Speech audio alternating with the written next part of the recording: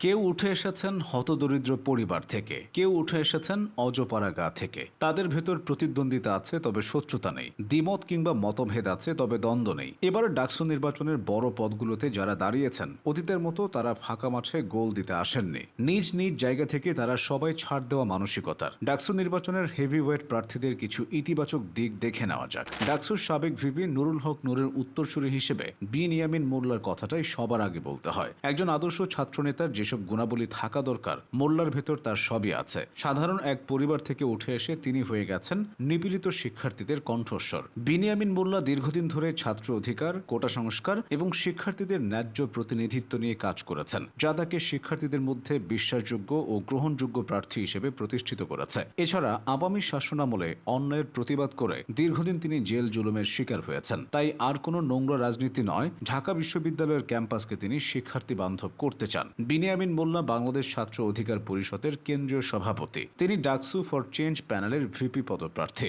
আসা যাক আরেক সাহসী ছাত্রনেতা আব্দুল কাদের প্রসঙ্গে। আব্দুল কাদের এমন এক দরিদ্র পরিবার থেকে উঠে এসেছেন যাদের দুবেলা দুমুঠো খাবার জোগাড় করতে কষ্ট করতে হতো। দারিদ্রতার সেই শেকল ভেঙে অনেক স্বপ্ন নিয়ে তিনি ঢাকা বিশ্ববিদ্যালয়ে পা রেখেছিলেন, কিন্তু এখানে এসেও দেখলেন বৈষম্য আর ক্ষমতার দাপট। সেই বৈষম্যের বিরুদ্ধে তিনি শুরু থেকেই সরব ছিলেন, এমনকি এই জন্য তাকে জেলও খাটতে হয়েছিল। তবে আপোষ করেননি তিনি। জুলাই আন্দোলনে বুক ভরার সাহস নিয়ে ছাত্র জনতাকে ঐক্যবদ্ধ করে ঐতিহাসিক গণ অভ্যুত্থানে অবদান রেখেছেন। ভোটের লড়াইয়ের আগেই আব্দুল কাদের মানুষের হৃদয় জিতেছেন। জিএস পদপ্রার্থী শেখ তানভীর বাড়ি হামিমের কথাটাও আলাদা করে বলতে হয়। বর্তমান ছাত্রদলের যত গ্রহণযোগ্য নেতা আছেন, হামিম তাদের মধ্যে অন্যতম। কারণ ছাত্রদলের নেতা হয়েও তিনি লেজুর ভিত্তিক রাজনীতি করেন না। দলমতের ঊর্ধ্বে উঠে হামিম নিজ দলের নেতা নেত্রীদেরও সমালোচনা করতে ছাড়েন না, যেটা দেশের ছাত্র রাজনীতিতে খুবই বিরল। এছাড়া ঢাকা বিশ্ববিদ্যালয় ক্যাম্পাসে ফ্রি টেলিমেডিসিন সেবা সহ বিভিন্ন সামাজিক ও মানবিক উদ্যোগের মাধ্যমে হামিম শিক্ষার্থীদের কাছে জনপ্রিয় হয়েছেন।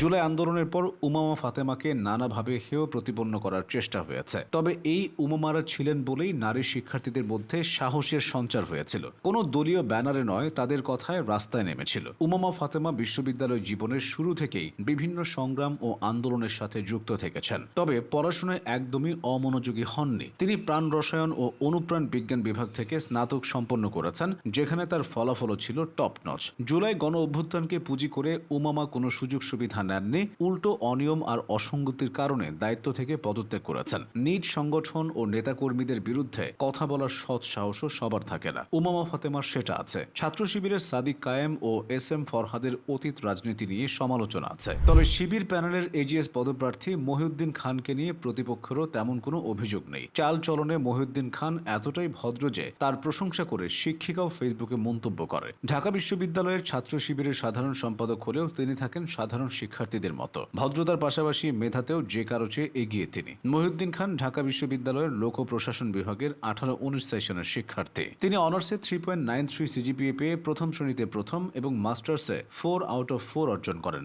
এরপর মাস্টার্সের পূর্ণাঙ্গ ফলাফলেও তিনি সিজিপিএ 3.97 পেয়ে প্রথম হন। ভিপি পদে স্বতন্ত্র প্রার্থী মোহাম্মদ জামাল উদ্দিন খালিদকে দিয়ে শেষ করা যাক। সাধারণ একজন মাদ্রাসা ব্যাকগ্রাউন্ডের ছাত্র হয়েও জামাল উদ্দিন খালিদ অনেকের অনুপ্রেরণার জায়গা। ঢাকা বিশ্ববিদ্যালয়ের আরবি বিভাগের এই ছাত্র সবসময় শিক্ষার্থীদের ন্যায্যতার পক্ষে কথা বলেন। আওয়ামী লীগের আমলে ছাত্রলীগের দাপটের বিপক্ষেও তিনি নিজ ক্যাম্পাসে সরব ছিলেন। সব যোগ্য প্রার্থীদের লড়াইয়ে এবারের ডাকসু নির্বাচন হয়ে উঠেছে প্রাণবন্ত।